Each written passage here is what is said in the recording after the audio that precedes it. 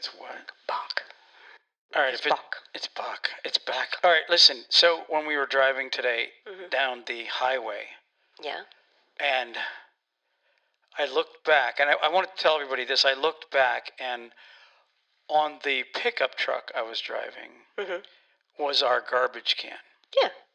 Because It was on the back of the truck, but earlier you had gone to the landfill. Yes. And you had taken the garbage over. I did. And so then later on you came back and we decided to go off. And I looked back and the garbage can wasn't there. And I said to you, Ruth Ann, you left the garbage can on the truck. And you said, it's not my responsibility. No, I never take the can off. I know, but then you said, it's not my responsibility that you didn't do your pre-trip. That's what I said. I did say that. I'm like, I got to admit it was good. It was one of the best comebacks I've heard in a long time from you. From me? So from now on, if I didn't check something, you're going to say I didn't do a pre-trip. Right. Whatever. Right, yeah. So welcome to the show. Hello. The show. We've got a bunch of stuff today.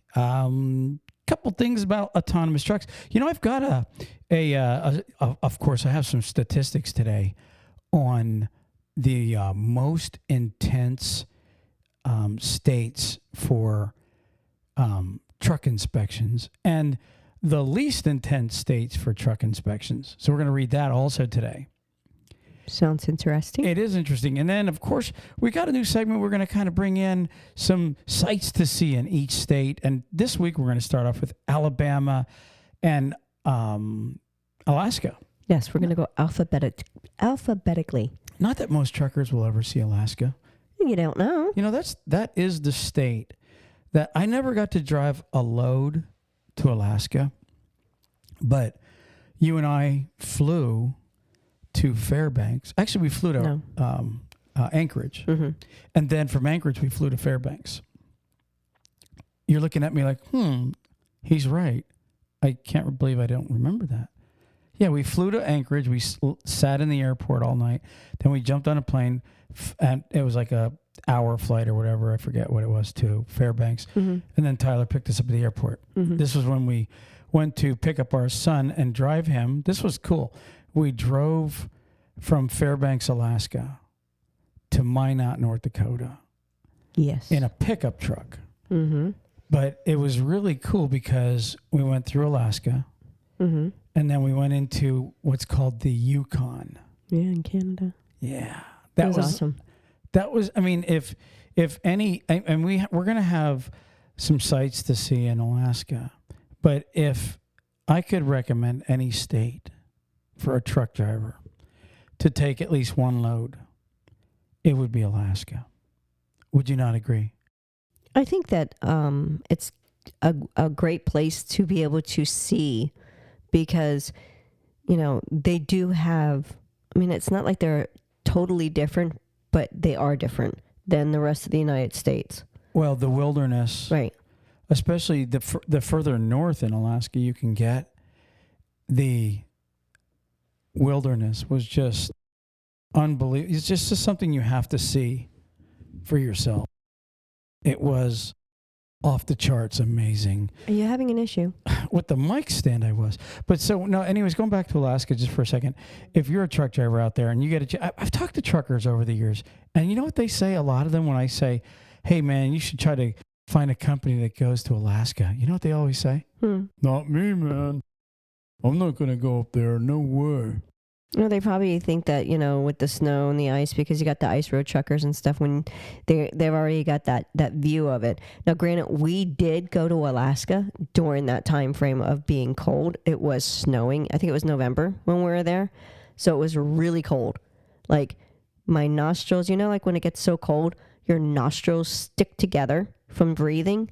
It's like those nose hairs all kind of like get together and they get like little crystallized on it from your nose. Yeah. Well, that was that trip. You know, our nose hairs were a little stuck together. It was really cold. Ruth Ann doesn't have hair hardly anywhere on her body. She's one of those people with no peach fuzz or hardly at all. Meanwhile, I'm the hairy guy. Well, I don't have as much hair as you. Do you have hair in your nose? I never even noticed that. Yeah. Well, I use You that pluck little. it. You No, pluck it. I don't pluck it. That's like crazy. But I do use one of those little nose trimmers. I've pulled the hair in my nose out already, I know. and it makes your one eye squint, and you grab your nose real quick and you rub it because it's like, oh my gosh, it's See, I'm not stupid like that. I don't pull them out. Yeah. I just use the little clippers that you're supposed to use for your nose hairs. I'm a man. I pull them out. So going back to Alaska, just one-time drivers. If you can get one trip to Alaska, I don't care if it's in the winter, it is worth it. I mean, you hear all the nightmares. Everybody, oh, you better make sure you have fuel. I mean, and yeah, there are some long stretches you go without seeing anything except wilderness. But when you see buffalo right on the interstate, there's a section when you get into... No, this is in Canada. Yeah, when you get into the Yukon from Alaska, there's a section that is gravel still. Like, it's like going back 100 years. And if you just want to see breathtaking, amazing mountains and wildlife, get a trip to Alaska. Anyways, we have some sights to see in Alaska. We have some sights to see in Alabama this week.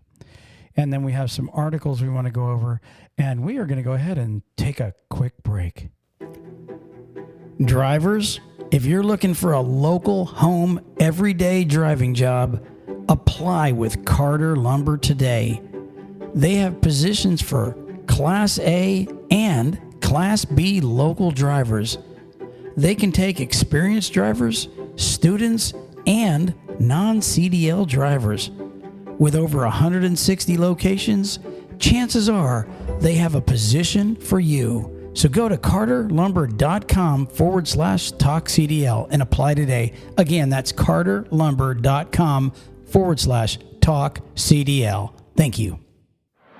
Truck Parking Club is a network of instantly reservable daily and monthly truck parking locations throughout the U.S. Truck Parking Club helps connect truckers to truck parking locations throughout the U.S. via truckparkingclub.com. Our networks is made up of property owners that have locations adequate for truck parking to list on the platform. This includes trucking companies, storage companies, CDL schools, trailer leasing companies, real estate investors, truck parking operators, and more. Go to truckparkingclub.com today. Hey drivers, are you sick of watching the other drivers bypass the weigh station while you are held up going through yourself? Well, download Drivewyze today at www.drivewyze.com. That's DRIVEWYZE.com, and start bypassing the scales yourself. If you're a small carrier, an owner-operator, or even a big fleet looking for something better, check out Drivewyze today. And remember, there's no equipment, no transponders needed when you're using Drivewyze. Check them out for a free download at www.drivewyze.com. If you're a driver looking for a new trucking job, check out NCI.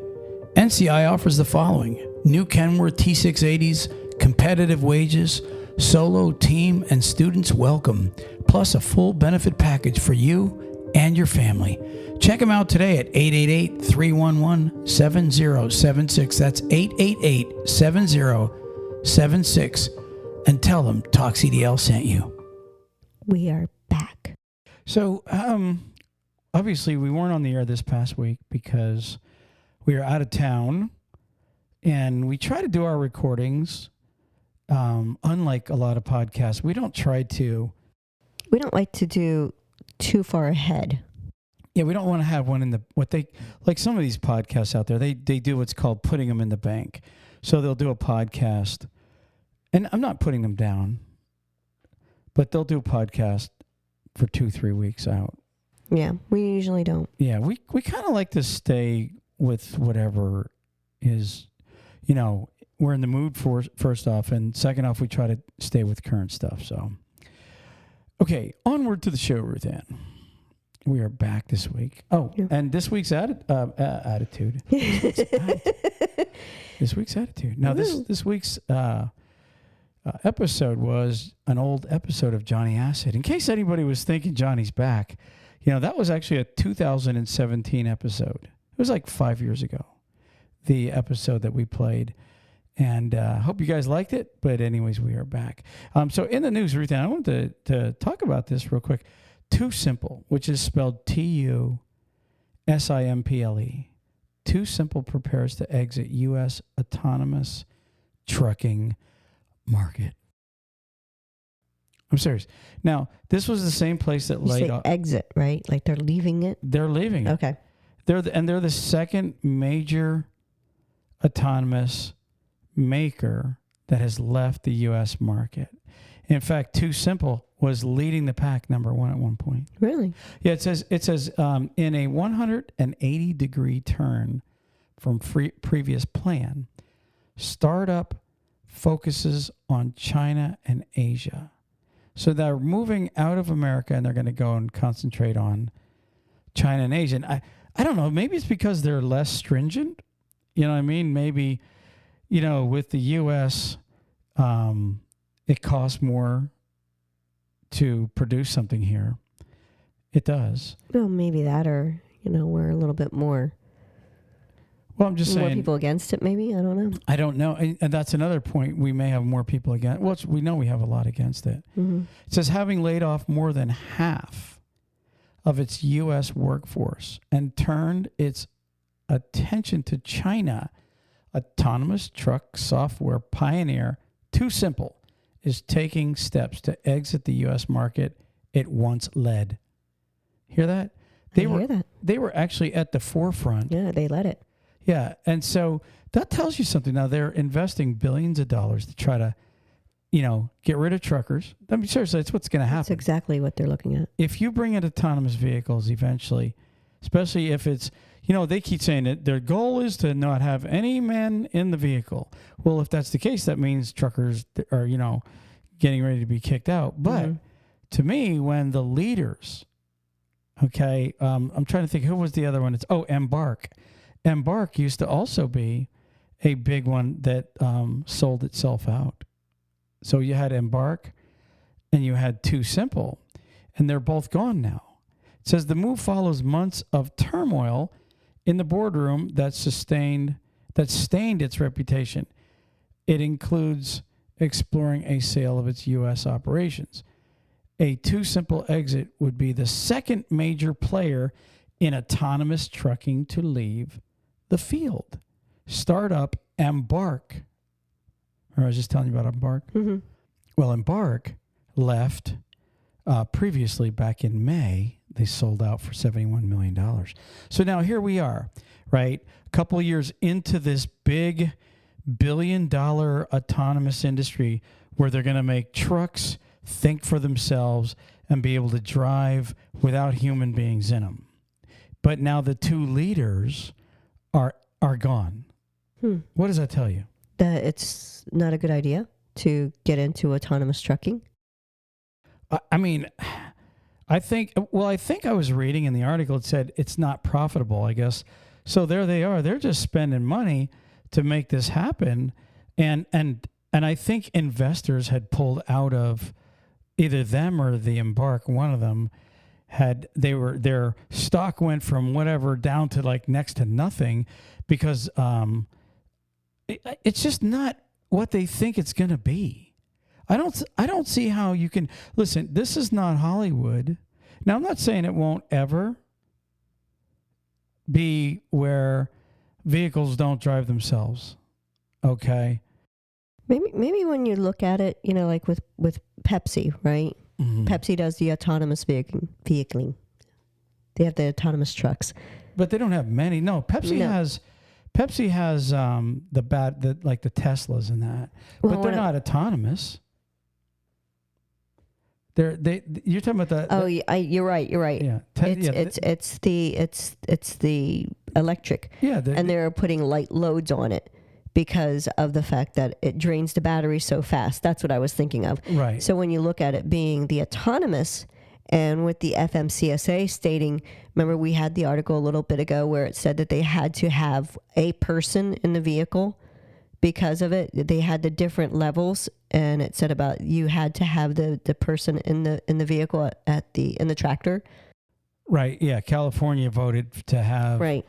A mandatory truck driver in, and I don't usually agree with California, but on this I do. Mm-hmm. And then we also looked at Texas being like really the biggest hub for autonomous trucks for testing grounds. Mm-hmm. And, I would love to truly be a fly on the wall and just to see how often the truck driver has to grab the wheel.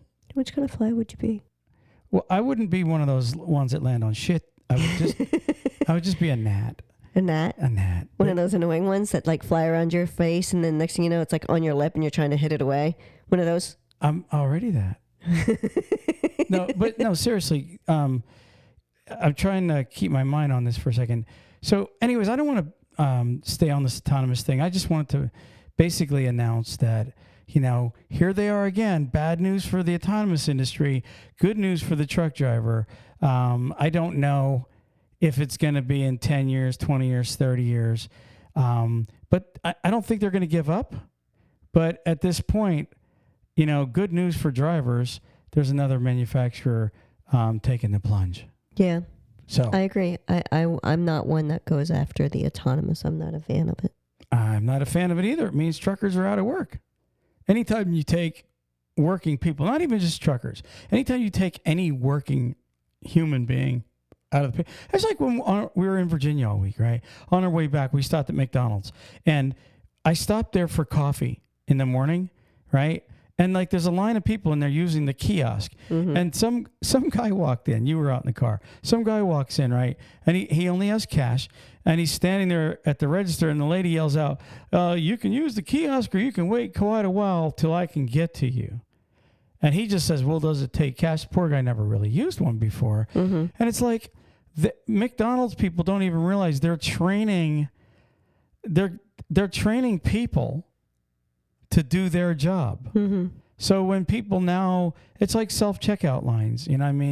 There's less and less workers in stores. And this is really the goal of the rich, the guy that owns most businesses. He would rather cut, and we're being honest, there's a lot of bad workers, but there's also a lot of good workers, and I hate to see them cut out. Anyways, let's move on. Moving on. Let's move on. I was actually starting to bore myself with that. You ever bore yourself? I'm sitting there reading and I'm going, I'm getting bored, but I'm still reading. It's kind of stupid. Yeah, I think I've had those situations before. Yeah. So, hey, check this out. There was recently an accident, a little while back, and this trucker, I mean, it's sad, but this trucker hit stop traffic. And here's the title. It says, driver was on TikTok in moments before fatal I-10 chain reaction crash. That's like so ridiculous. That's super ridiculous. I don't think I've ever really sat on TikTok. I mean, we have accounts, but I don't think I actually really. I never go on TikTok. But then again, that's, we're not kids, so I mean, not that, you have to be a kid to go on it, but it says, here's what it says. It says a truck driver was found to be using TikTok in the moments before a deadly chain reaction crash in Arizona earlier this year. It says the crash occurred around 6:15 a.m. This was back in January. It says he was in the eastbound lanes of I-10 near the Chandler Boulevard off-ramp in Chandler, Arizona. 36-year-old, okay, so he's a 36-year-old guy on TikTok. 36-year-old truck driver Danny G. Tyner, T as in Tom, I-N-E-R, Tyner, was arrested on Thursday, June 29th. It says, according to the Arizona News, Tyner originally said he was acknowledging a work message on his work tablet at the time of the crash. So basically, when they crashed, he tried to blame it on his dispatcher. Mm-hmm. I just got a message from my dispatcher and I was checking it out, which you're not supposed to be touching anything at all when you're in a semi truck. So it wouldn't really matter if it came from your dispatcher or whatever you picked up. You're not allowed to pick up a handheld device at all. Right. That's like federal. Agree. And not only that, but most dispatchers already, if they're going to send you a message, they know that you're not going to get back to them immediately if you're moving because they know your tractor's moving. So I don't think that still you can't use that excuse. All right. It goes on to say, he says by the time he looked up, he was so close to a line of stopped traffic that he could not slow down in time to avoid the crash. He smashed into two cars, pushing them into one another, another semi-truck, and two other cars. It says 2 cars crushed between the second semi and other vehicles. They also burst into flames, killing 5. So these people didn't just die, on impact. There's probably a good chance that maybe 1 or 2 died, on the impact, but there's probably a good chance that somebody burned alive, which is horrifying. It is. There's certain deaths that people don't want, and I guarantee you burning alive is one of them. No, because it takes too long for you to pass out. I'm serious. I can't even imagine Too much pain you're going through. the screaming pain. That's horrible. I mean, those poor people. It says, since then, investigators from the FBI and the DPS examined Tyner or Tinner. How would you pronounce that? Tyner or Tinner? T-I-N-E-R. Tinner? Tyner? Tyner's phone usage. So the FBI went and they and we've said this before, you can burn your phone and all they have to do is get a subpoena from AT&T or whoever you're... Right. They could ping your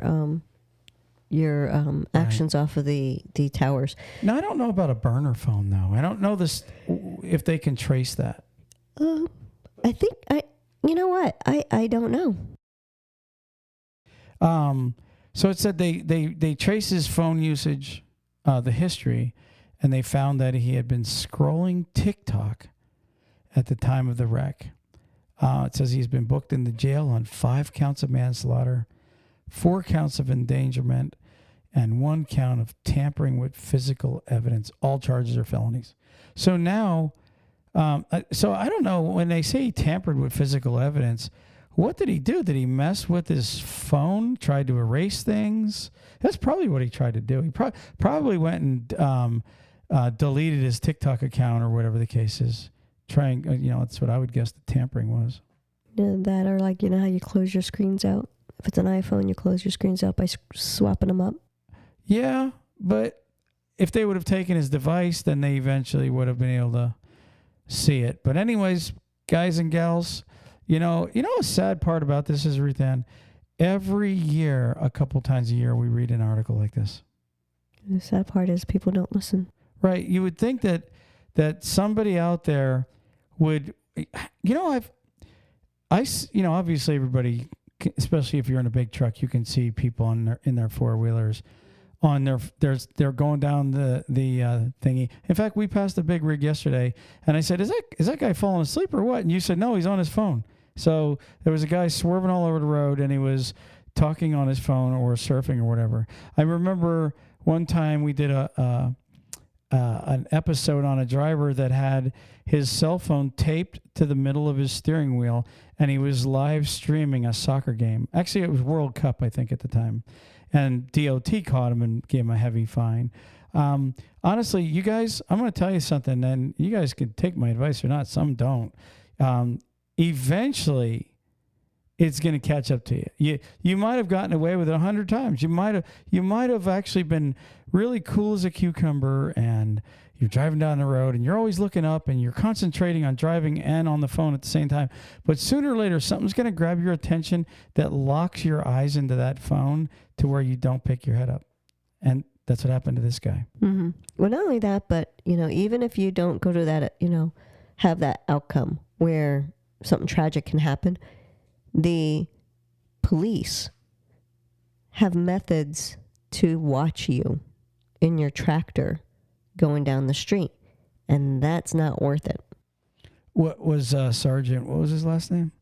Morse. Sergeant Morris of the Kentucky State Police and DOT told us that they literally sit on bridges. Actually, he said they actually sit up on banks in the woods. Mm-hmm. In the woods, guys, with binoculars. So just when you think you're going down the interstate and nobody's around watching you, you got flashing lights behind you. There's a bear watching you. Yeah, you all of a sudden you're going down the road and you're going, where the hell did he come from? And here the guy's where? Where's he at? He's in the trees, and then he's radioing 5 miles down the road for another truck, another cop, and you're going, shoot, man, I wasn't on my phone when I went by you. I know, but you were on the phone when you went by my partner in the woods 5 miles back. Mm-hmm.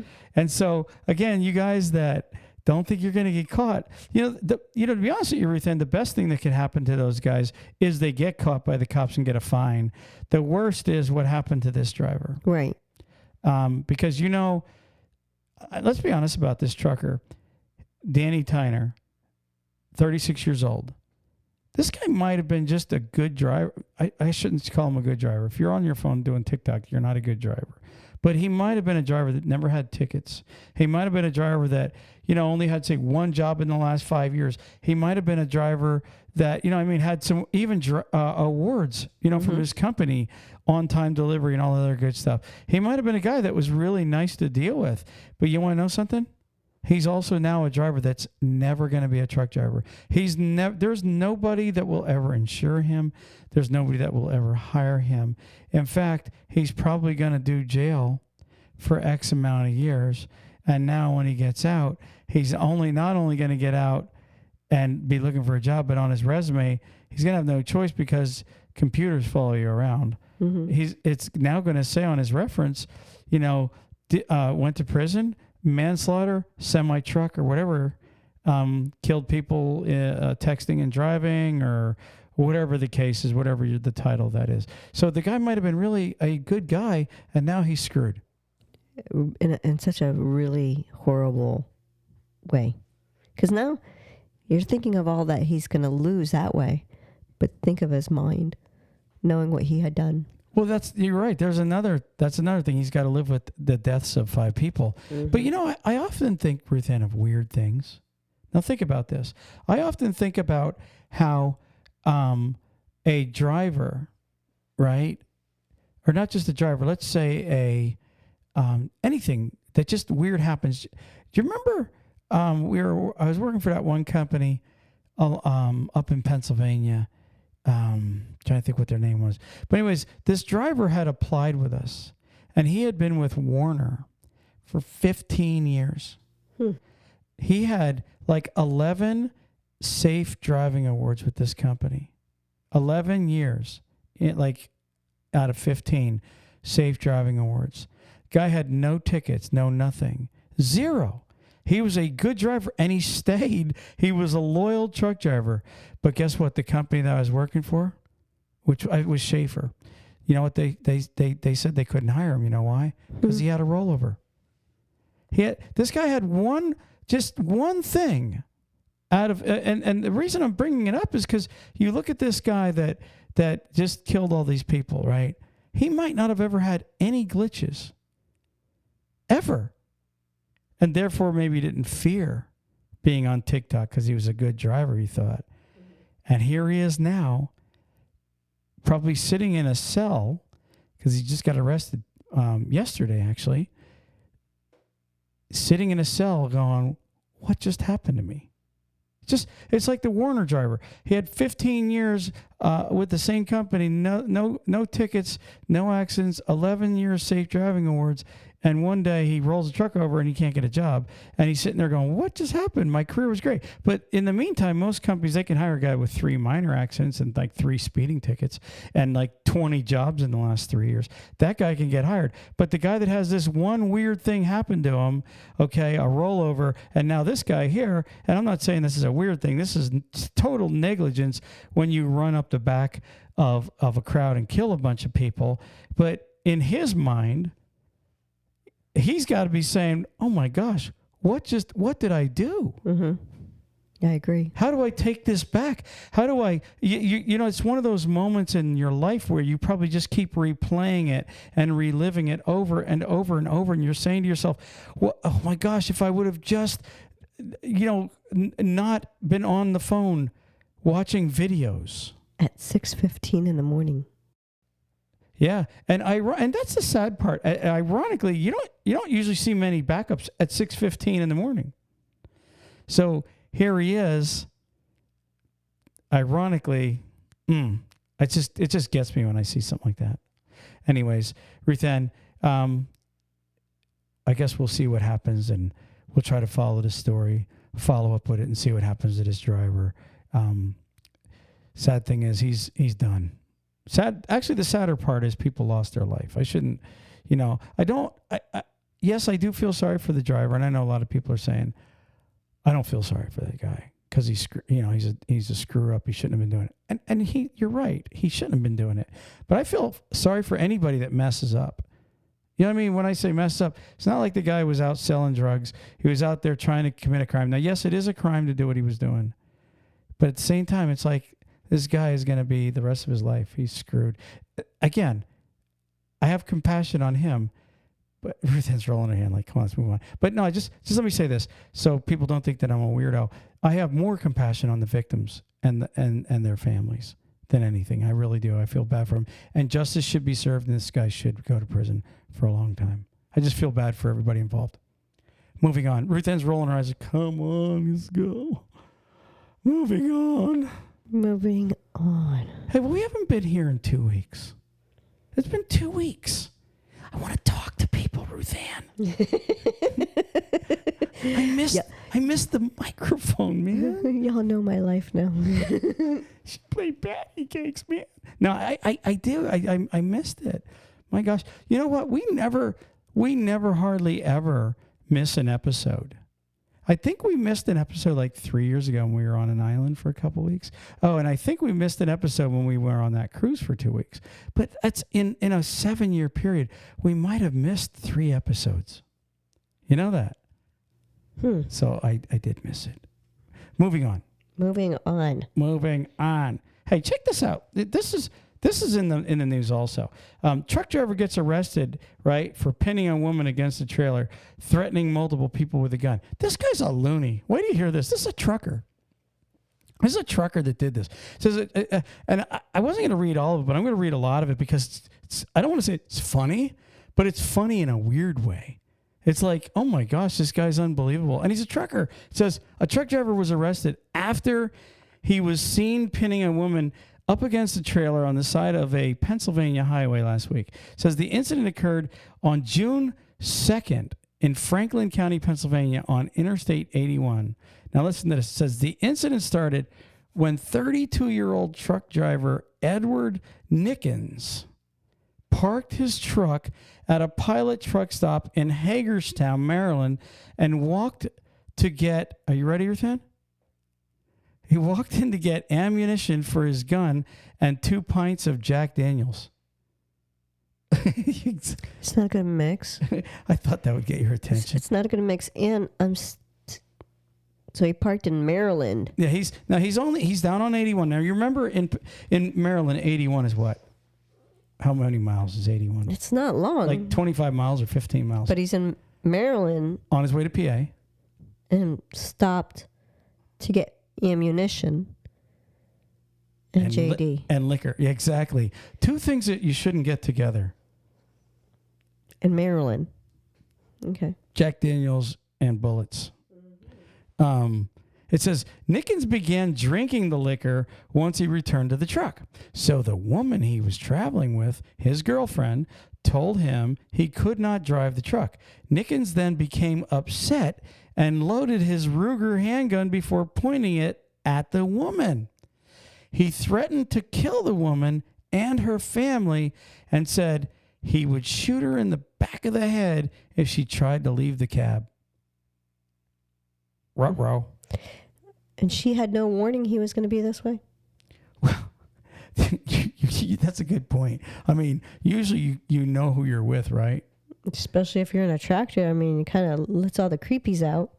Well, I mean, I don't know. Maybe I'm hoping this ain't their first date.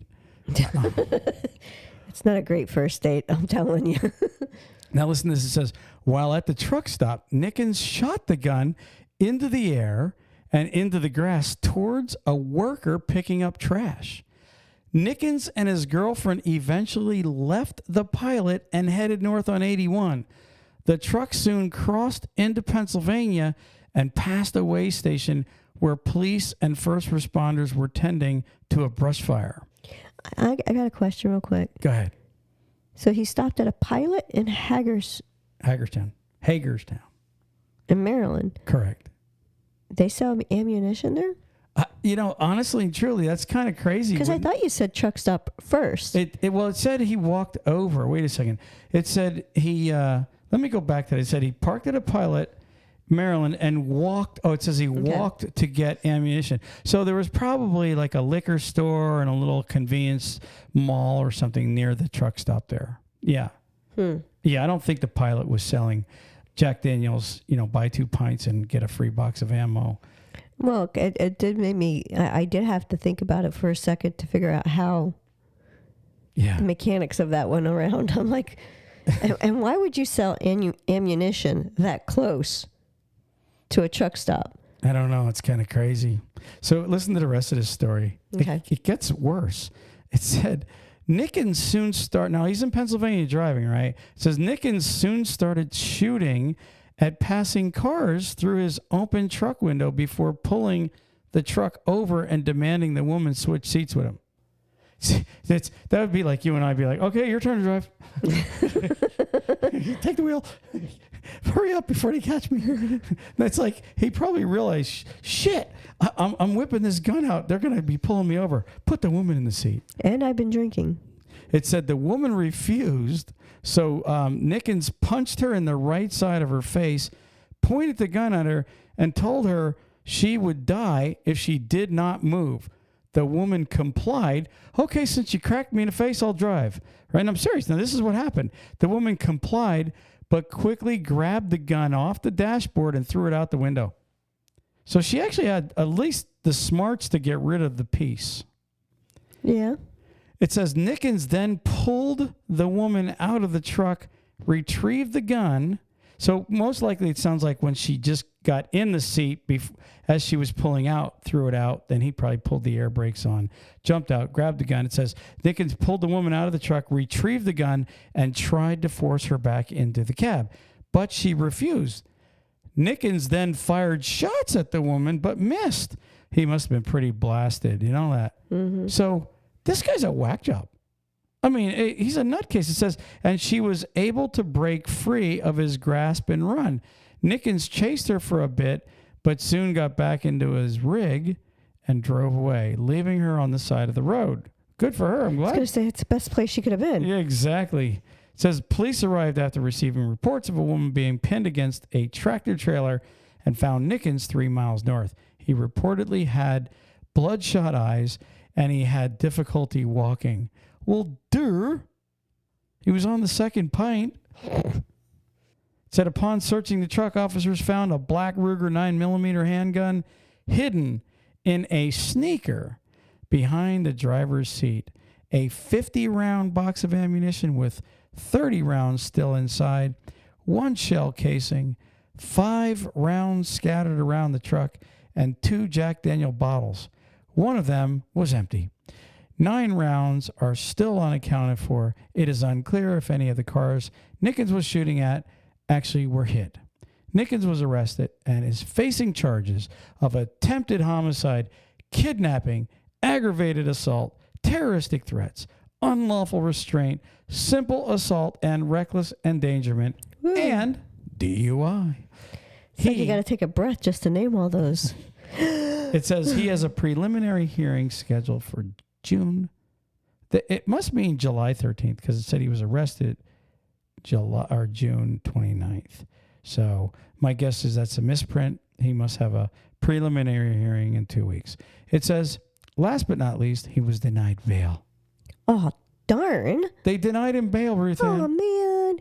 That's just an injustice. So if any of Nickens' friends were thinking about going up there with some money to bail him out, turn your ass around. Dun, dun, dun. Nickens ain't getting out. That was pretty bad. That's a really, I mean, we have probably out of all the articles we've done on the really bad drivers, I would say it's like maybe a half a dozen of like the really bad. That's one of them. Let's move on. Moving on. So I just want to go through these states. You know, we always like to whip out some stats. Won't take too long with this. We have inspections, most intense inspection states versus least intense inspection states. Least, when I say intense, I mean they least enforce it or they most enforce it. Okay. I thought you meant like maybe getting down to the nitty gritty on the brake shoes versus, you know, not getting as nitty gritty and looking at rust and stuff. So if you're a truck driver and you're out on the road this week and you are in the following states, you probably can rest easy. You probably won't get inspected because the odds are against it. These are not our statistics. They are whose? I think they're from Overdriver, one of those. Okay. All right. Because, you know, I don't want any driver to think that we were saying these are. These are the ones we made up. No, they come from a. Feel easy. We're not going to inspect you. Yeah. Okay, so here, the least amount of inspections by state, Louisiana. Yeah, they're a very light, moderate, but they are one of the states that when they do inspect, 60% of their inspections or more are conducted on the side of the road. So and not at a scale house. So here's what I got from that. You probably won't get inspected, but when you do, it's a doozy. Well, you probably won't get inspected in Louisiana, but if you do, it's by DOT pulling you over with a portable or something like that. Because it says that the fixed scale houses, they are not real big on pulling you in. They're more intense with pulling you over, but they're still in the top 10 least enforced, put it that way. Number 2 would be Montana, least enforced. Nebraska's number 3. Oklahoma's number 4. So these are states that you can kind of cruise through. South Dakota being number 5. Go ahead. Well, I just think that's because they're too afraid a tornado's going to come quick at them. You know, they're like, all right, let's hurry up, just get by. That could be it. They didn't want to get a tornado up there, but Wisconsin, North Dakota, Oregon, Virginia, and Wyoming, and they were the least enforced states. The 2 states... Virginia? I wouldn't have thought Virginia would be in that category. And it says Virginia. I would think Virginia would be on the high side also. Right. But Virginia is one of the states, again, like Louisiana, 60% or more of their inspections are done roadside. North and South Dakota also are roadside. And the state of Nebraska is also a roadside inspection. Now, check this out. Oregon, which is also one of the least, it's actually third least for, you getting snagged there. They are done at the scale house. So 60% or more of Oregon's inspections are done at the scale house. If by chance you actually get DOT'd. Now here is the most intense. And let me tell you how they figure this. They call it it's by per mile. How many inspections lane per mile, they call it. And those were all number 2 and number 1s. So you don't get a lot of inspections in those states. And that's how they're ranked. But now these top 10 are the worst. Arkansas, Arizona, Texas, Kentucky. I can see some of these so far. Yeah, New York. Definitely. New Mexico. Washington. And now here's your top 3. moving up 3 places in the last year. North Carolina. They used to be number 6. Now they're number 3. You go through North Carolina, and North Carolina, 60% of their inspections are by pulling you over also. Number 2 is Maryland. And they're actually, North Carolina, Washington, New Mexico, New York, they all have a number 6 and a number 7 beside them, meaning 7 inspections per lane mile. But listen to the top 2. Maryland with 11. And then the number 1 state for pulling you in, and these people don't have, that doesn't say 60% are by scale house or road, which means they're just hitting you every way they can, is California with 15. California is the state to stay the hell out of. Yeah, I agree with that one. Just stay away. Yeah, so if you're a driver and you're in Louisiana, okay, you're not in the red zone. You go in the red zone as soon as you go into Arkansas, Arizona, Texas, Kentucky, New York, New Mexico, Washington, North Carolina, Maryland, and California.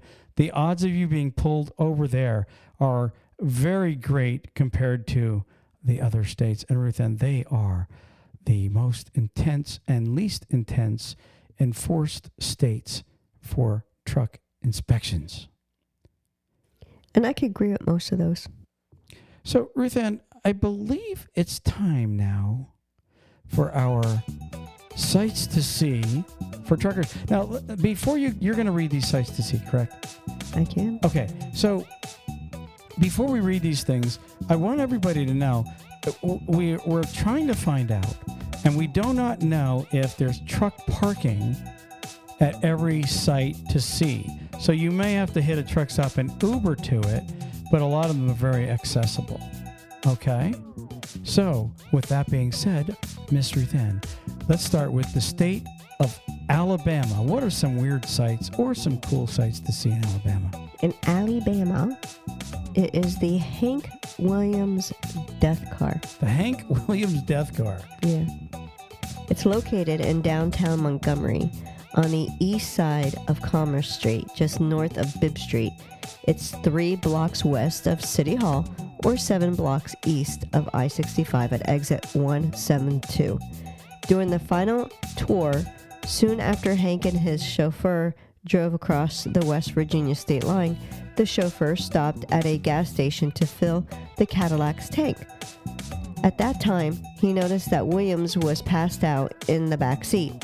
When he checked on him, Williams' body was unresponsive and becoming rigor mortis. He was dead. Dead as a doornail. And he was a pretty popular guy.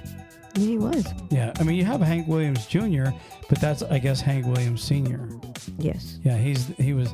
So I believe it goes on to say that they don't really know the cause of death, but the guy asked for a recent shot of morphine to help with his back, and he was a heavy drinker. Yes. I believe that's what it said, right? Yeah, that's what it's saying. It's saying that he is known to drink often on the tour and had asked doctors to give him a shot of morphine to help with his back pain.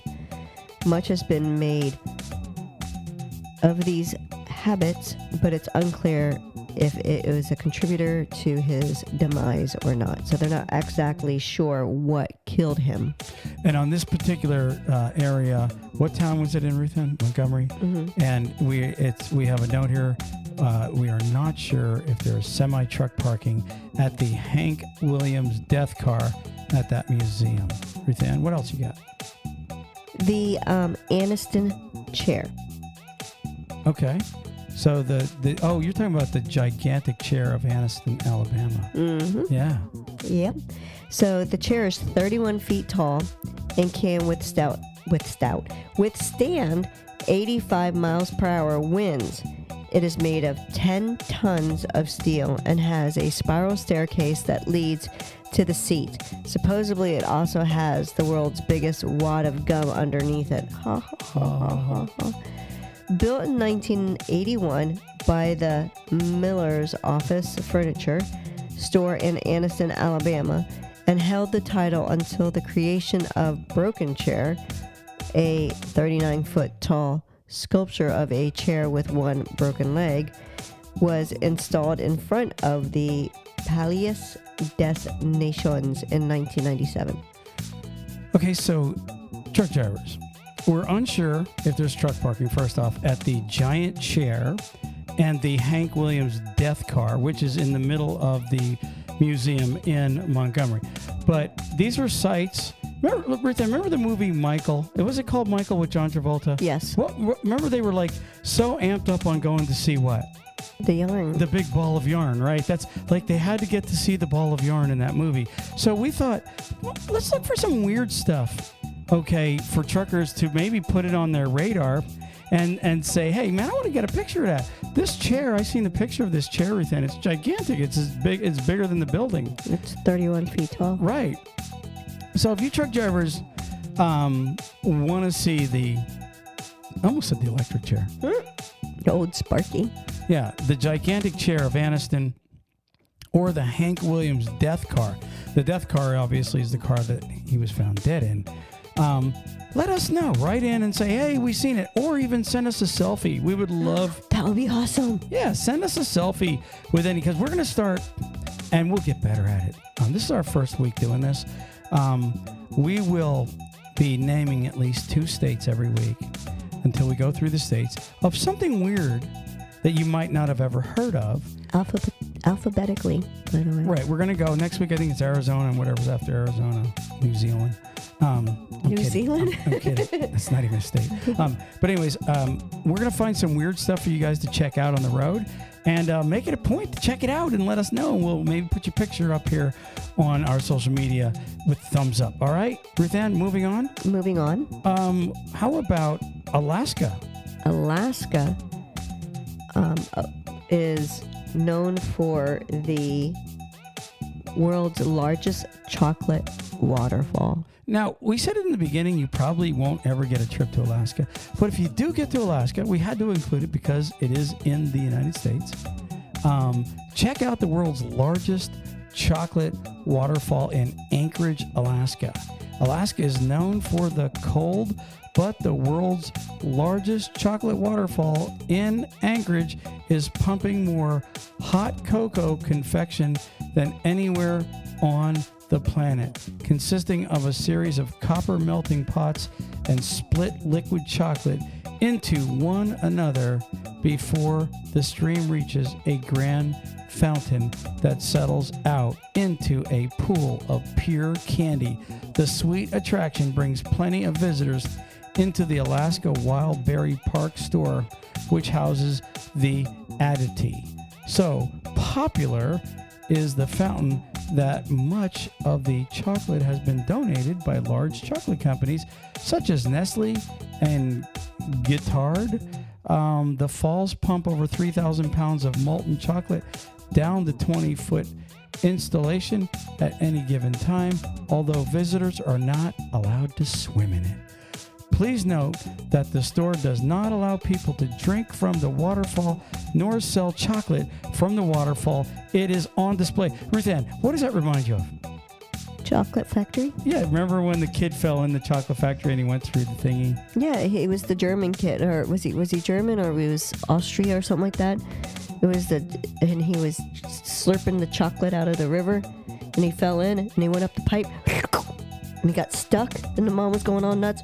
Oh no! Yes, I remember that. Yes, you would remember that. Chocolate. So anyways, if y'all get to Alaska, check out the world's largest chocolate water, of all places to, this is what's really weird about these things. You're going, why is it in Alaska?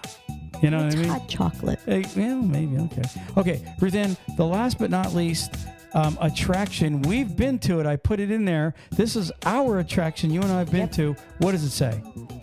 It is the most northern Denny's. We were in the most northern Denny's. It's up in Fairbanks, Alaska. So what's unique about it is obviously that you can't get a more northern Denny's to eat at. It's kind of cool. They got stuff hanging there, and they serve reindeer sausage. Yes. Real reindeer sausage. Yes. It was pretty amazing because, Troy loves sausage. I do. So animal sausage. He had to try reindeer sausage, and Troy's one of these guys that when he goes into different places, he has to, it's like he's thinking that they're going to lie to him. So it's like, it's actual reindeer, right? And the lady goes, yeah, it's reindeer. Like real reindeer, right? Reindeer. Not the Santa's reindeer, but real reindeer, right? She's like, yes, it's real reindeer. It's like when we walk into the dollar store and he goes, is everything $1 in here? And the lady goes, yeah, everything's $1. He goes, what about this? Is this $1? She goes, that's $1. What about this? Is this $1? Yes, that's $1. That's Troy. I'm not going to disagree with you. I double check everybody. Okay, Ruth Ann, we are at the end of this week's podcast. Thank you, everybody, for listening so much. Ruth Ann, you do have the word of the day? I do. Awesome. I also have I'm feeling weird today. I've been odd all day. I'm just saying, it's like 2 I weeks. have been odd all day. But I do have something I wanted to mention. It's a segment that I'd like to start, that I've been wanting to do as far as like the heroes of truckers and so forth. So, Aw, yeah. You're just too sweet to these guys. I know. I love them. So you want to do So I want to... trucker heroes? Well, when a driver does something extraordinaire, I want to make sure that everybody knows. So we're not just going to post bad news. I'm going to try and do something good too. So I need to balance it out. All right, let's hear it. Okay, so we have a driver.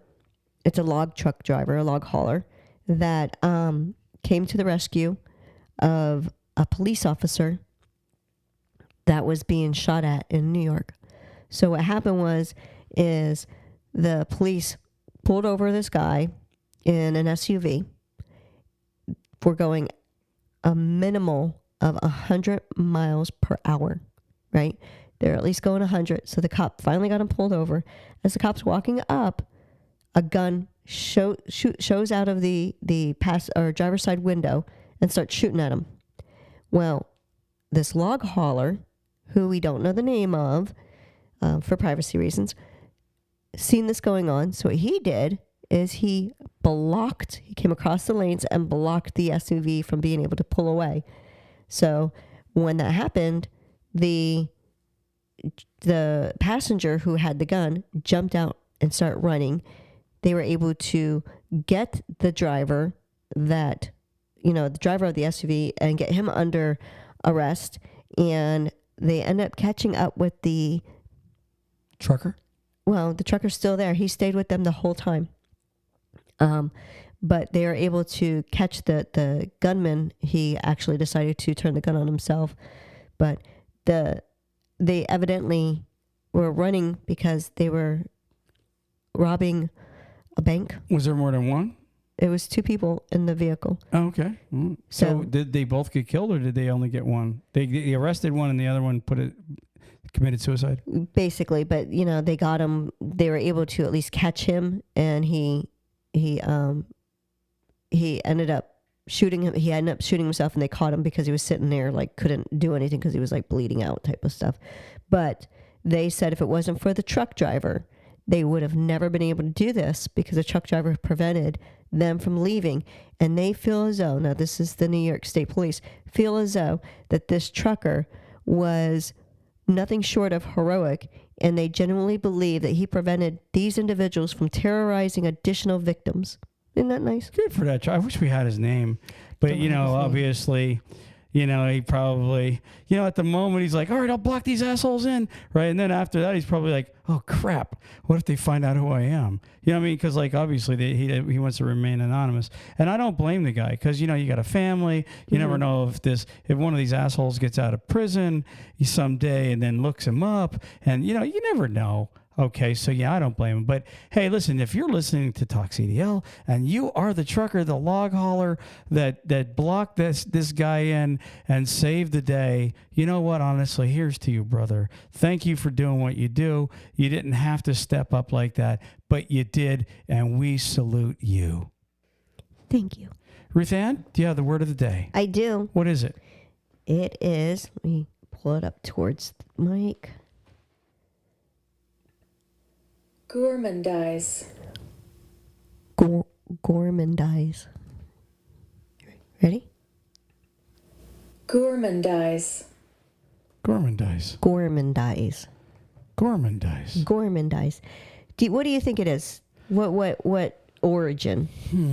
It's to me. It sounds like Swiss or gourmandize. Yes, so like Swiss or Poland or probably more Ukraine. No, maybe not Ukraine, but I would say more like Swiss, New Zealand. Think of gourmet. Oh, really? Like French? No? There you go, babe. I knew you had it in you. Really? It's French, 17th century, and it means to eat good food, especially in excess. I'm a gourmandizer. I am. Yes, we are. Because Troy made steaks today. Tell him what we ate for dinner, and when we'll let him go. We had steaks And with like strips, right? We had strips. Yeah, they were strips. And with then, cheese. what kind of cheese? We had brie. We had port wine. We had baby Swiss, and we had smoked Gouda. Exactly. And then we had some mixed fruit. And some Ritz crackers. Well, I didn't have Ritz crackers. Some butter. I had other crackers. Some butter, some jelly, and some honey. Yep. And then we cut up some New York strips and placed them on the cutting board. And we just kind of mixed little things up, and that was our dinner. That was our dinner. All right, Ruth Ann, we're out of here. Peace. Peace. Praise the Lord.